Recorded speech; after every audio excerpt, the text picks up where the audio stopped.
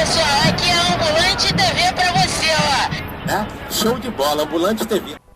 Beleza, rapaziada das quebradas e dos movimentos sociais. Está no ar mais um Ambulante TV. No programa de hoje, o nosso tema será o apartheid social. Para conversar conosco sobre esse assunto, entrevistamos o professor de História da FATEC e do Degase e militante do movimento negro, Aderaldo Pereira dos Santos. Temos também a exibição de um vídeo do Mídia Independente Coletiva e o trailer do filme de Cada Luto, Uma Luta, produzido pelo Rio 40 Caos.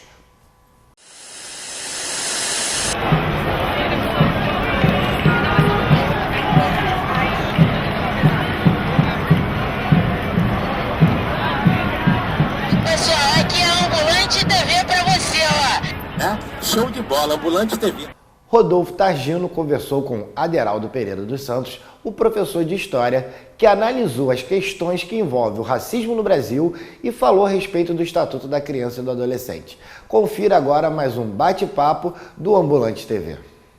Ele é professor de História na FATEC e no Degase, é doutorando em Educação pela FRJ, é militante do movimento negro e foi um dos organizadores da Marcha contra o Racismo em 1988. Nosso bate-papo de hoje é com Aderaldo Pereira dos Santos. Aderaldo, muito obrigado por aceitar o nosso convite. Seja bem-vindo ao Ambulante TV.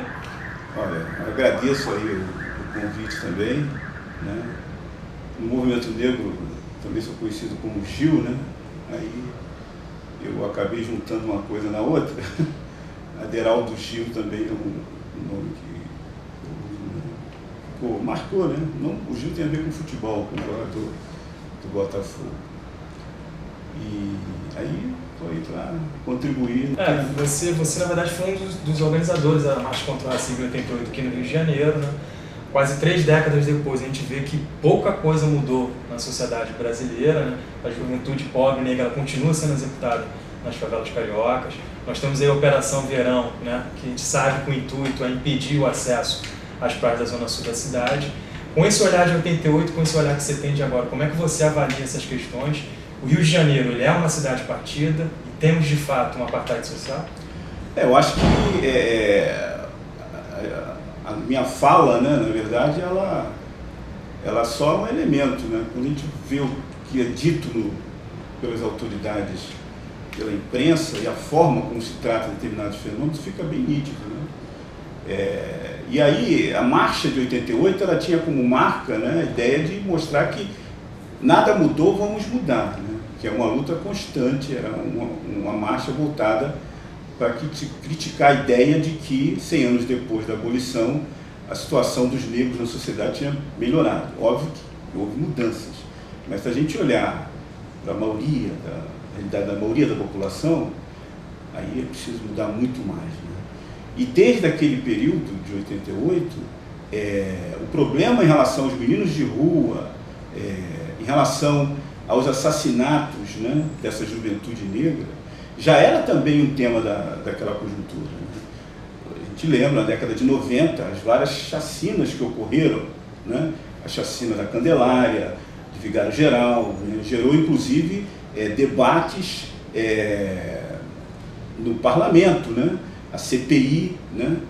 Em relação a isso, e todo um movimento em prol de uma nova legislação, né, que pudesse, né, fazer com que a juventude, os adolescentes, crianças, tivessem uma proteção maior do Estado, né, porque os direitos desses segmentos fossem respeitados. Aí surge aquele movimento em torno do Estatuto da Criança e do Adolescente, é dessa conjuntura também. Naquele período houve uma mobilização social, né, muito grande, quer dizer, eu acho que foi um avanço no bojo daquela nova Constituição, que é também de 88, né?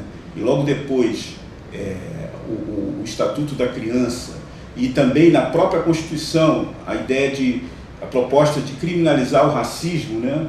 Que mostrar que a prática de racismo é uma prática que tem que ser punida de qualquer maneira, além do trabalho educativo que é preciso ter para conscientizar as pessoas, né? Eu acho que aquela conjuntura ela produziu coisas muito importantes a nível de avanço da luta social, acho que foi resultado da própria luta social. E de lá para cá, a gente vê um processo de crescimento das propostas conservadoras, né, de um olhar incrivelmente conservador sobre segmentos que são historicamente os mais vulneráveis. Né?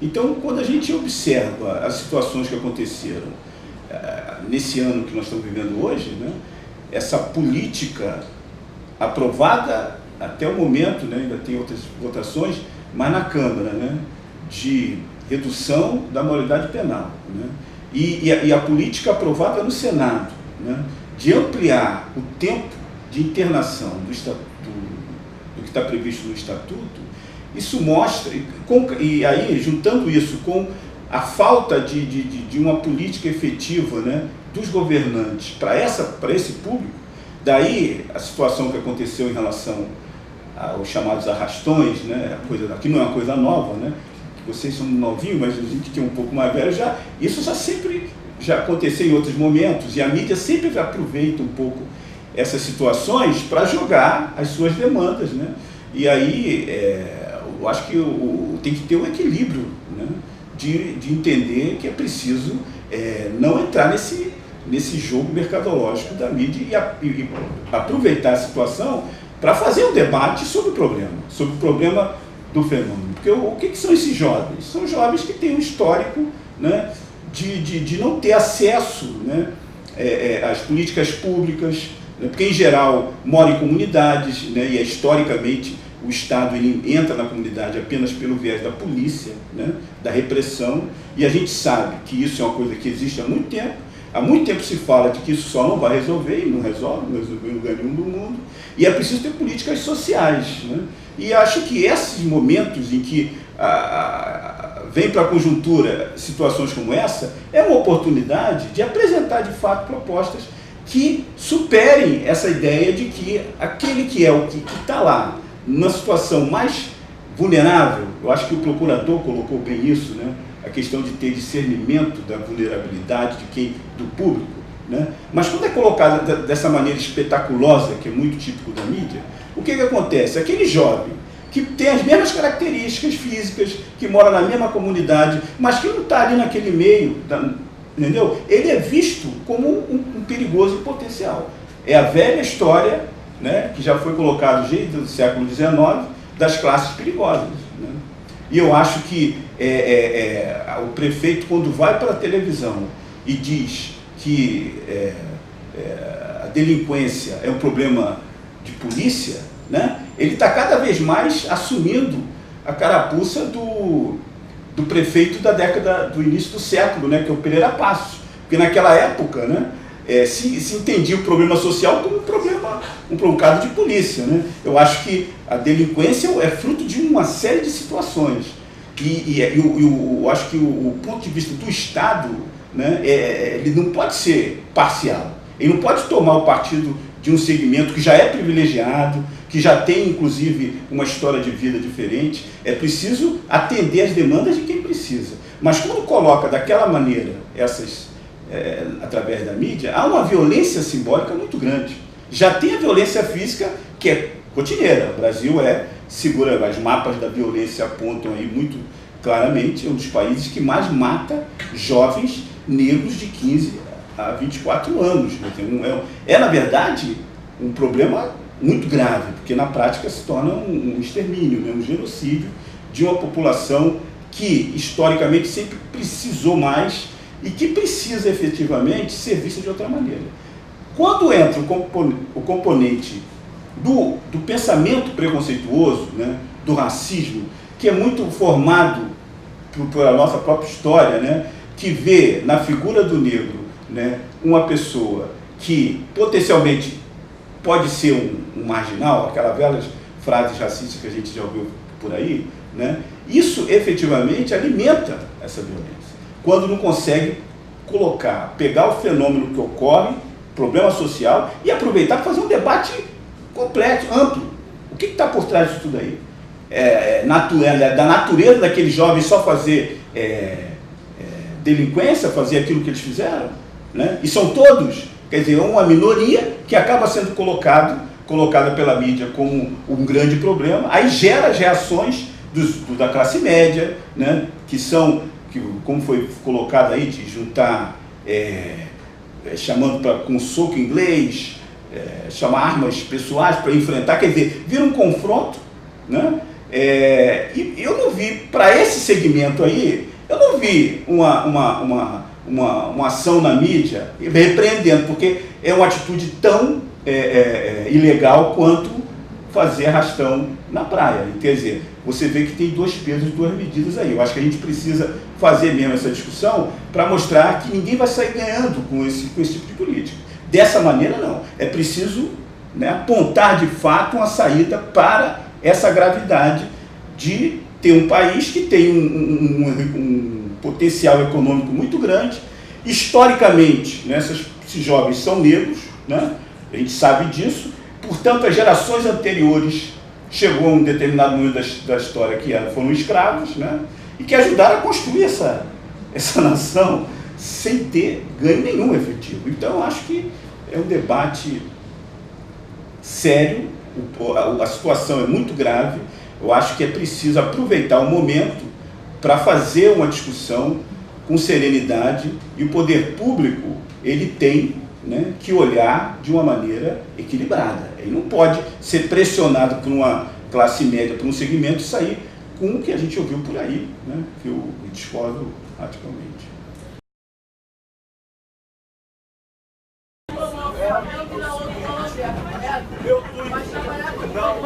Quanto que é? O rato é 2 dias.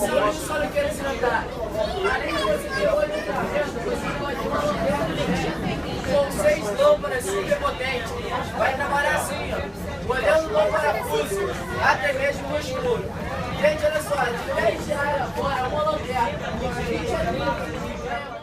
Além de colocar, né, a questão social como um caso de polícia, nós temos também o acirramento de um discurso conservador, temos a questão do justiçamento pelas próprias mãos, né, que isso tem aí, né, que acaba desembocando na violação dos direitos humanos e, consequentemente, também tem reflexos na questão racial aqui no Brasil. Como é que você avalia quais são os caminhos, quais são as saídas que nós temos aí para reverter esse quadro? Essa questão do justiciamento é uma coisa séria, realmente. Você vê, um garoto rouba um celular na rua, e aí a coisa está de tal maneira que a qualquer momento ele pode muito bem ser pego, ser lixado, como já aconteceu em pendurar em pote e tal. Aí você tem pessoas que têm uma história de vida formada em grandes escolas, são ricas, né, e que sistematicamente roubam do Estado, né, o dinheiro público. Né? Ou seja, são pessoas que têm uma história de vida, né, dentro das melhores formação, faculdade, etc. É rico, né, e a ganância, né, faz com que ele queira ganhar mais. Né? Isso aí está aí. Não vi ninguém querendo linchar banqueiro, ou linchar empresário, ou linchar político, no caso, que estejam envolvidos nisso aí. Quer dizer, é uma questão de olhar da cultura que é impressionante. Né? Aí essas pessoas no Congresso, elas são tratadas como Vossa Excelência. Enquanto o garoto, né, que roubou um celular é linchado, alguns podendo ser até morto. Quer dizer, uma total falta de equilíbrio. Eu acho que a primeira coisa uma das coisas que tem que ser feita, né, é discutir com seriedade, né, que é preciso ter uma política pública para esse segmento. Né? Eu acho que o nível de vulnerabilidade deles é tão grande, né, porque não é só não ter dinheiro, é não ter dinheiro, é não ter tido o registro da identificação, ou não tem às vezes nem a figura do pai, nem a da mãe, enfim, vem desde o início com uma sistemática de violência. Então, o que fazer? Né? É continuar brincando de que está fazendo alguma coisa séria? Eu acho que é preciso apontar políticas, e a política de cotas, que é uma das questões que foi colocada pelo movimento negro, né, e que inclusive gerou discussões aqui na sociedade, alguns intelectuais que tomavam o negro como tema, alguns, nem todos, né? Mas quando entrou nessa discussão, se colocaram contra a política de cotas, com um argumento de que isso poderia gerar racialização na sociedade e lutas raciais. O Supremo bateu o martelo em relação a isso, mas se a gente fizer uma comparação, a gente vai ver que o que causa de fato esse acirramento racial é essa falta de política pública para esse segmento. Porque, por exemplo, o que é o que aconteceu na praia? Um grupo querendo se armar para enfrentar o outro. É ou não é um confronto racial? Quer dizer, não é a política de cotas que gera isso. Eu acho que esse é um grupo que precisa de uma política afirmativa. Esse segmento, né? Porque eles têm um nível de vulnerabilidade muito grande.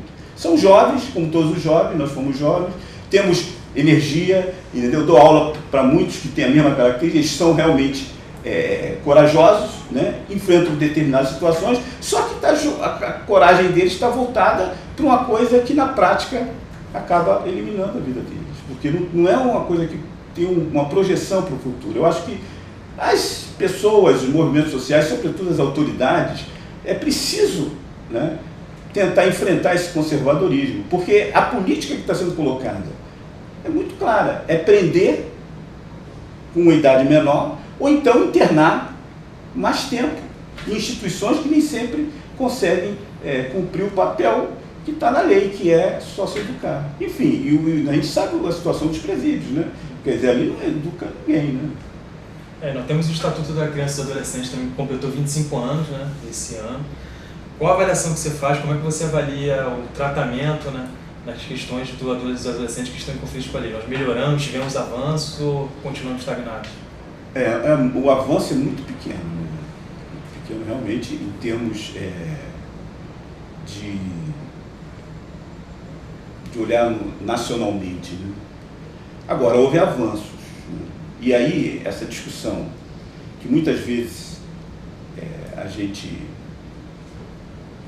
embarca, né, até os setores mais avançados assim, da luta social, né, que é quando você faz a crítica, né, às instituições que tentam reeducar, né, esses adolescentes, a crítica tem que ser feita de uma maneira em que essas instituições se transformem para cumprir a lei. Não necessariamente para dizer que elas não servem para nada. Porque esse argumento de que não serve para nada é um argumento que está dando base para aqueles que querem aumentar, diminuir a maioridade penal. Porque qual é o argumento deles? Essas instituições não resolveram, né? Então tem que prender com uma idade menor. Quer dizer, eu acho que é preciso ter um olhar diferenciado para isso e ver que é difícil realizar determinadas políticas de ressocialização, porque o problema não está só num aspecto, né? Você tem um conjunto de coisas, né? Então, não basta ele só ficar 2, 3 anos em determinado local, né? Ele tem que estudar, ele tem que ser tratado dentro do que estabelece os direitos humanos, ele tem que ter todo o tratamento que todo ser humano tem que, né, de acordo com a lei. Agora, quando ele sai dali, é preciso uma política para isso também. Porque se ele sair dali e voltar para o mesmo lugar, enfrentar os mesmos problemas, a gente fica, como se diz aí, enxugando o gelo, né? E aí aquela instituição que pega aquele garoto, aquele adolescente ou aquela adolescente, para cuidar, acaba sendo o centro do problema. Quando o problema é dela, mas é também de um conjunto de atores aí, inclusive, né, não só do executivo, do judiciário e também da promotoria, né, do Ministério Público. Porque foi bom que a gente viu aí o promotor se pronunciando, o defensor se pronunciando, porque eu acho que é o papel, porque nós vivemos em épocas passadas em que o Ministério Público, né, havia muito aquela política de internar o adolescente, o juiz também ia lá, internava, mandava internar, e, no entanto, aqueles, porque tinham descumprido a lei, chamado conflito com a lei. Mas enquanto autoridades, seja no Executivo ou em outras instâncias, descumprem a lei, o Ministério Público tem que agir também, né? Eu acho que nós já até estamos vivendo numa época muito importante, porque a gente está vendo que esse papel do Ministério Público e da Defensoria, que infelizmente a Defensoria não tem ainda o peso que ela deveria ter, porque ela existe para atender aqueles que não podem, né, não tem condições de pagar um advogado. Isso é a maioria da população, né? Então não pode ter um peso menor que o Ministério Público, tem que estar no mesmo nível, né? Mas eu acho que a atuação dos jovens, né, que estão atuando aí, eu acho que está sendo importante, inclusive prendendo o peixe grande, né? Porque a gente sabe que quando se fala de determinadas situações como o tráfico de droga e de arma, né, a conta sempre cai lá do traficante que está lá no morro, mas a gente sabe que há uma rede, uma linha, né, e nem sempre o grande é pego, né? E além disso, a questão da corrupção endêmica do Estado, né? E da impunidade, né, daqueles que descumprem a lei, inclusive daqueles que matam, que normalmente matam e não tem investigação, não é preso. É o histórico. Nós temos aí situações que em São Paulo, inclusive, aconteceu recentemente, né, uma coisa terrível. Eu acho que isso tudo precisa mudar. E é uma luta difícil, porque se não tiver a pressão da sociedade, do movimento social, mudar por dentro é muito, muito complicado. Deraldo, muito obrigado por esse bate-papo. Obrigado por vocês. Eu quero agradecer essa oportunidade. Eu acho que o papel de vocês aqui é fundamental, porque essas ações somadas, né, é que vão fazer a diferença lá na frente. É isso. Chegamos ao fim de mais um bate-papo do Ambulante TV. Continue acompanhando nossa programação e até a próxima. Gente, livros a R$1. Toda hora vende, gente. Livros a R$1. Antes que venha a guarda municipal, gente. O livros a R$1. Grande promoção de livros no corredor da UERJ. Livros a R$1, gente. Vamos, gente. É isso aí. O Mídia Independente Coletiva produziu um vídeo sobre o ato em favor da vida, realizado no Complexo da Maré no dia 23 de fevereiro de 2015. Moradores protestavam contra os abusos cometidos pela Polícia Militar e pelo Exército. O ato pela vida foi violentamente reprimido em razão aos fortes ataques das forças policiais. Confira como foi.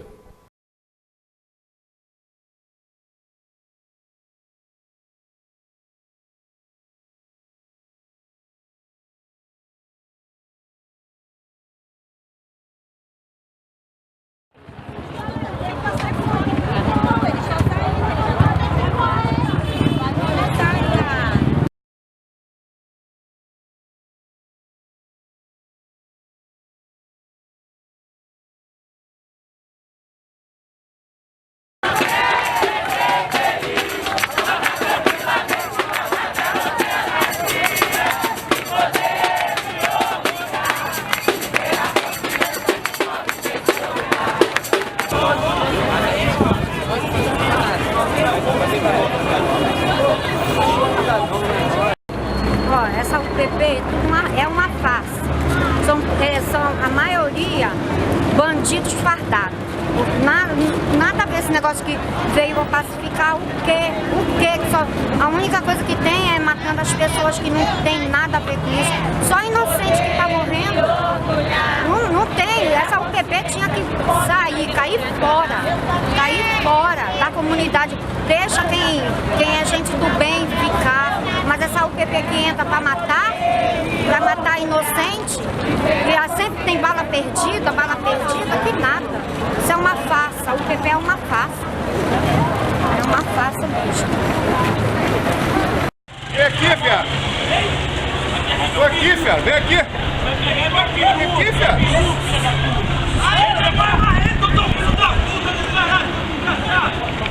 Vamos, chefe. Só que, pô. Essas forças pacificadas, porque eles estão correndo dentro da comunidade, acabando com o comércio da comunidade, matando o morador, ferindo o trabalhador, que a gente não aguenta, dando cavalinho de pau com os jipe deles, correndo atrás de todo mundo, matando morador, aí, pô, agindo com o morador dia a dia. Sai da frente! Sai da frente, caralho! Pô, vai ficar na sala, vai ficar na frente? Vai ficar na frente? É assim que tu trabalha, pô? É por isso que você machuca, pô. Mas o garoto vai correr um cara de novo. É o exército! Para, correndo! Cara, vai morrer geral mesmo! Olha lá, tá ali, ó. Nós somos 203 e 101 aqui. Aí, 301. Deixa aí, mandar um reto ali, não 101 aí.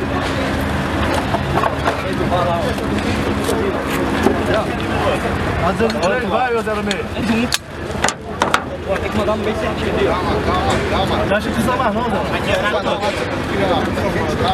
Lá da van, lá. Vai segurar a arma, passar lá.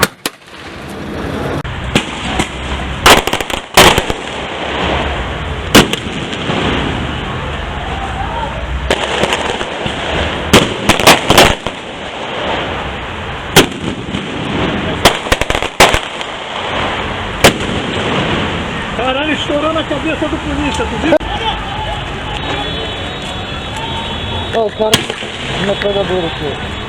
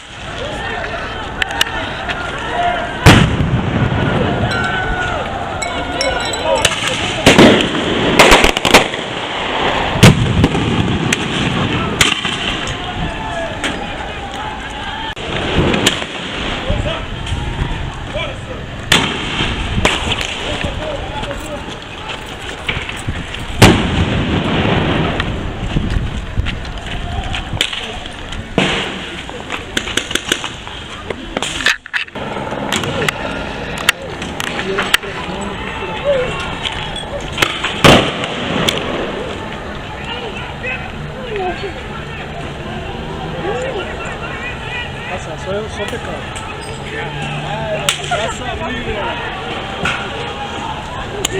Vai fazer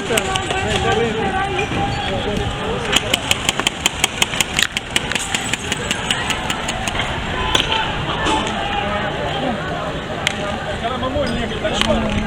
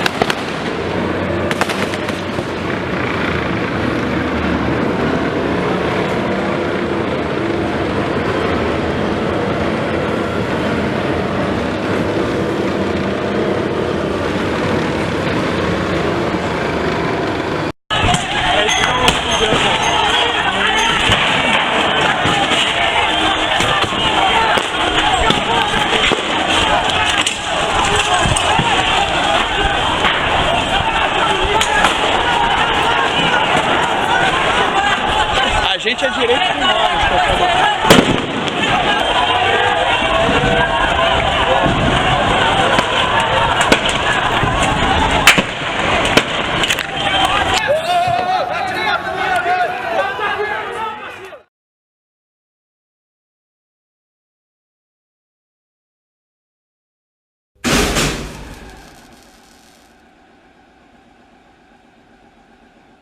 O coletivo Rio 40 Caos produziu o trailer do filme Cada Luto, Uma Luta, que foi lançado recentemente no Rio de Janeiro. O documentário mostra a luta de Ana Paula Oliveira, mãe de Jonathan Oliveira, assassinado por um policial da UPP de Manguinhos, zona norte do Rio de Janeiro, no dia 14 de maio de 2014. Uma pessoa é assassinada a cada 10 minutos no Brasil. Em 2013, 2.212 pessoas foram mortas pela polícia em todo o país. Foram mortos por supostos confrontos. Um problema reconhecido pelo Estado brasileiro. O caso dos nossos filhos foram todos executados covardemente, brutalmente pela polícia, em nome do Estado.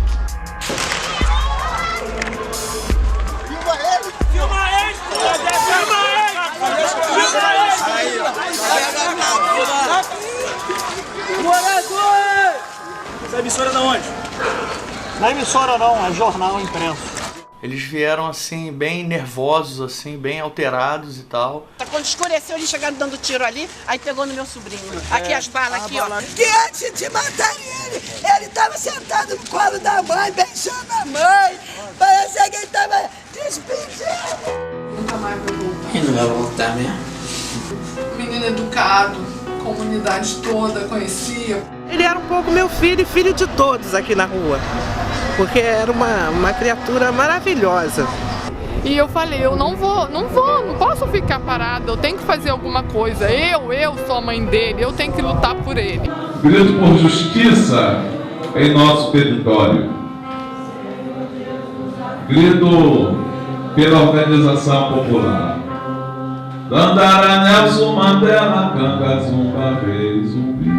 Nós sentimos isso na pele quando nós vemos as pessoas que nós gostamos e amamos. O nosso discurso aqui não é um discurso ponderado porque nós estamos sofrendo. Porque eu me sinto melhor falando, toda vez que eu falo do meu filho, eu ganho forças, sabe? E eu tô aqui para dar todo o meu amor, todo o meu apoio, toda a minha solidariedade para quem estiver precisando. O que eu puder fazer, sabe? Como uma mãe que está na luta, do que eu puder apoiar, eu tô aqui para dar a mão para todas as mães. Nos últimos 5 anos, as polícias brasileiras mataram 11.197 pessoas, enquanto que a dos Estados Unidos levou 30 anos para atingir quase o mesmo número de mortes.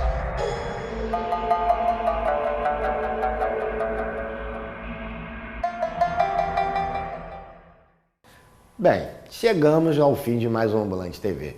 Curta a página do Ambulante TV no Facebook e assista os programas que já foram ao ar em nosso canal no YouTube. Até a próxima!